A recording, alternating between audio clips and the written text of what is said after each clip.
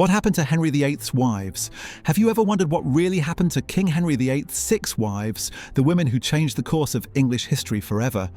We've all heard the rhyme: divorced, beheaded, died, divorced, beheaded, survived. But behind those few words lie stories of love, power, betrayal, and tragedy that are far more shocking than any drama. Who were these 6 women who dared to marry one of the most powerful and dangerous kings in history? In this video, we explore the most notorious kings in European history, King Henry VIII of England, who ruled from 1509 until 1547. In addition to religious and political unrest, his turbulent relationships with his 6 wives also distinguished his rule.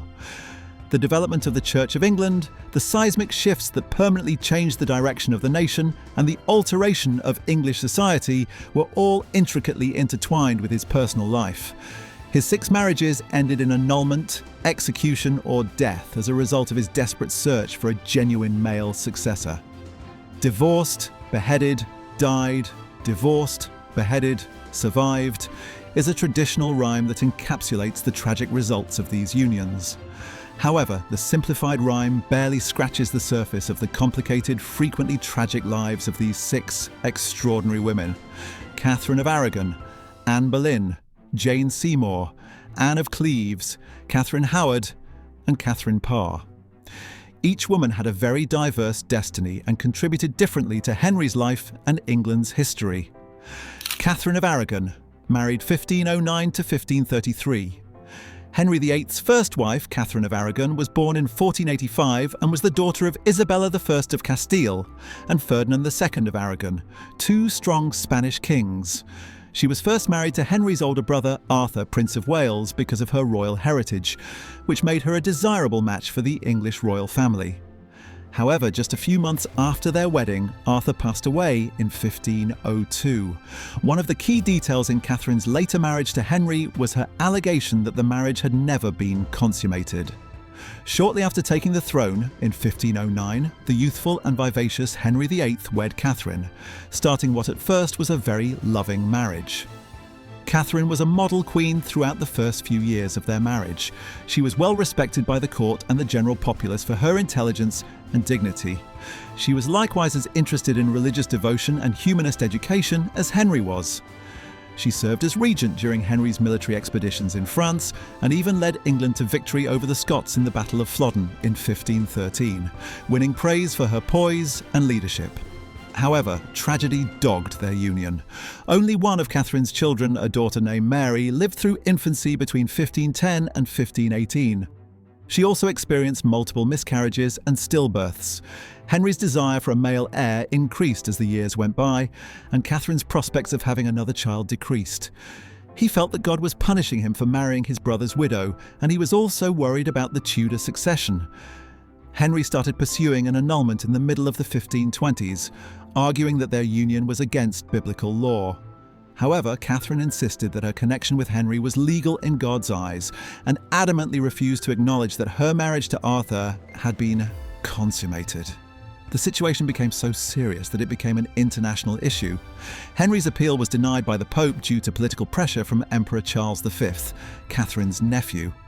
Frustrated, Henry founded the Church of England and named himself its supreme head, severing ties with the Roman Catholic Church. In addition to allowing Henry to dissolve his marriage, this historic choice marked the beginning of the English Reformation, which permanently altered England's religious landscape. Henry divorced Catherine in 1531, depriving her of her throne and exiled her from the court. Her last years were spent in seclusion, living in distant castles and avoiding communication with her cherished daughter Mary. Catherine maintained her dignity and religiosity in spite of her decline. She most likely died of cancer at Kimbolton Castle in January of 1536. She referred to herself as Henry's legitimate wife and queen even as she lay dying. Many people, including those who favoured the king's new marriage to Anne Boleyn, respected Mary for her unflinching faith and steadfastness. Anne Boleyn, married 1533 to 1536. Henry's second wife, Anne Boleyn, was one of the most fascinating and contentious people in English history. Anne was schooled in the Netherlands and France, where she was exposed to European refinement, charm, and wit. Her father was Sir Thomas Boleyn, a well-connected courtier and ambassador. Upon her return to England, she became a member of Queen Catherine of Aragon's household and quickly caught the king's attention. Anne, in contrast to the majority of Henry's past lovers, insisted that she would only submit to him as his legal wife and declined to become his mistress. Henry's passion was heightened by Anne's rejection, and his fixation on her came to define his political and religious goals. Henry's resolve to wed Anne, convinced that Catherine could not provide him a son, finally caused him to sever ties with the Catholic Church. Henry secretly wed Anne in January 1533 when the Pope refused to annul the marriage, and by May, Archbishop Thomas Cranmer formally proclaimed Henry and Catherine's union void. After a sumptuous coronation, Anne gave birth to a daughter in September 1533, who would go on to become Elizabeth I. However, her inability to produce a male successor soon caused tension in her relationship with Henry. The court was both enthralled and turned off by Anne's intelligence, assertiveness, and outspokenness. She supported reformist ideals that would later characterize the Church of England and had strong religious and political beliefs. Her haughtiness and fury, however, were unacceptable to her adversaries, who included powerful courtiers like Thomas Cromwell. Henry lost interest in Anne after she had many miscarriages, including a stillborn boy in early 1536. His focus had already turned to Anne's ladies-in-waiting, Jane Seymour, by that point. Henry and his ministers planned a string of startling charges to get rid of Anne. Anne was taken into custody in May 1536 on suspicion of high treason, incest, and adultery. She was executed together with her brother, George Boleyn, who was one of her accused lovers. She put up a strong defence at trial, but she was convicted. Anne Boleyn was put to death by sword in the Tower of London on May 19, 1536. She prayed for the king and bravely faced her fate while preserving her innocence. In her farewell remarks, she begged God to spare the king's soul and expressed forgiveness. Henry's changing aspirations and the perilous nature of Tudor court life led to Anne's demise on both a personal and political level. Jane Seymour married 1536 to 1537. Henry's third wife, Jane Seymour, was a complete contrast to her first wife. She was a lady-in-waiting to both Anne Boleyn and Catherine of Aragon, and was well known for her sweet disposition, modesty, and quiet manner. Jane comes from a noble family in Wiltshire that was well respected but not very ambitious. After Anne Boleyn's explosive personality, Henry liked her cool, obedient demeanour. On May 30th, 1536, just 11 days after Anne's execution, Henry wed Jane. Jane was seen by many courtiers as a calming influence on the monarch, and the court felt more stable as a result of her loyalty and piety. Most significantly, Jane gave Henry a son, which was what his previous wives had failed to do. When Catherine gave birth to Prince Edward, the future Edward VI, in October 1537, Henry was ecstatic because he finally obtained the genuine male successor he had long coveted. Because of her achievement, Jane became Henry's most beloved wife, and he eventually asked to be buried next to her. Unfortunately, Jane's victory didn't last long. She passed away from puerperal fever, an infection most likely brought on by unhygienic delivery settings, 12 days after Edward was born. Henry was profoundly impacted by her passing, and he spent a considerable amount of time in mourning attire and remembered her for the rest of his life. Being the mother of Henry's long-awaited son and being known as the true and virtuous queen, unaffected by the scandal that had dogged his previous marriages, were Jane Seymour's lasting contributions to society. Anne of Cleves, January to July 1540. Though it was one of the shortest, Henry's fourth wife, Anne of Cleves, was also the least contentious of his unions.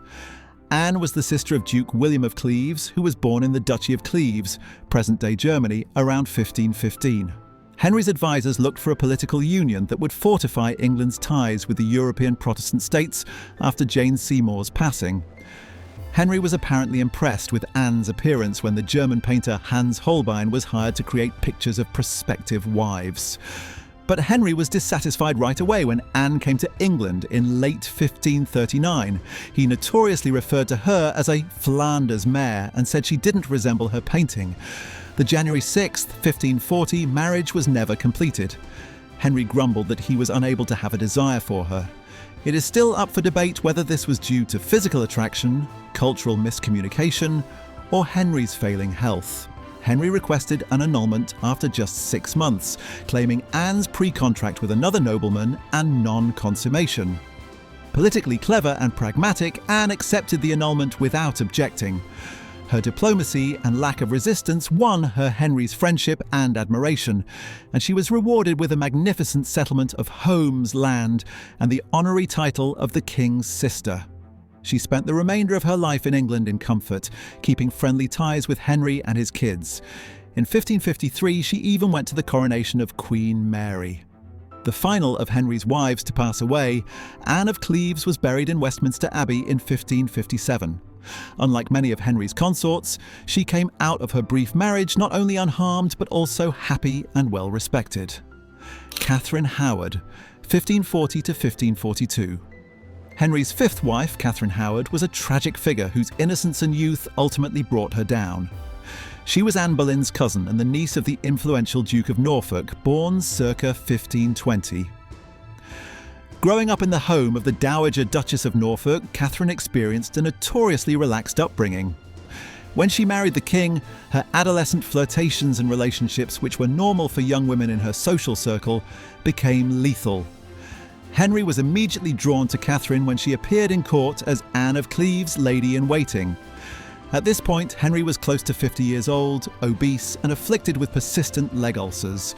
He was mesmerized by Catherine's youthfulness and energy, and she came to represent rekindled desire and vigor. Only a few weeks after Henry's annulment from Anne of Cleves, they were married in July of 1540. Henry was briefly enamored with his young queen, lavishing her with presents and love, and calling her his rose without a thorn. Catherine Parr, 1543 to 1547. Of all Henry's queens, Catherine Parr, his sixth and last wife, was arguably the most politically astute and intelligent.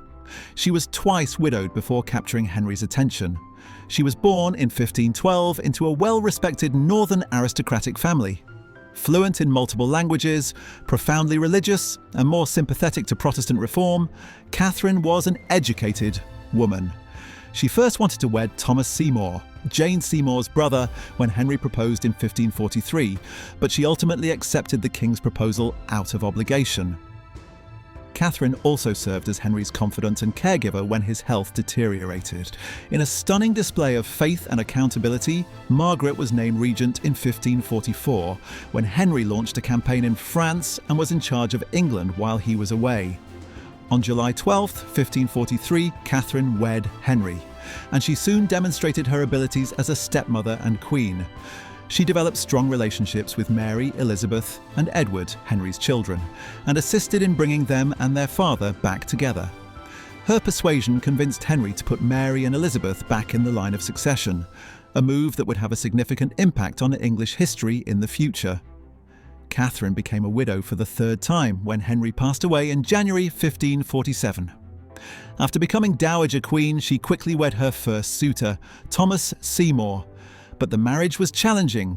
Scandal was caused by Seymour's ambition and his flirty actions with the young Princess Elizabeth. Mary Seymour, Catherine's sole child, was born in 1548, but she passed away from puerperal fever 6 days later. It is thought that her daughter passed away at an early age because she vanished from the historical record after infancy. Nonetheless, Catherine Parr's memory lives on as that of a kind reformer, a mediator, and a survivor who outlived Henry and lived to the end with dignity. If you enjoyed uncovering the real stories behind Henry VIII's 6 wives, don't forget to like, subscribe, and turn on the notification bell so you never miss another deep dive into history's most fascinating secrets.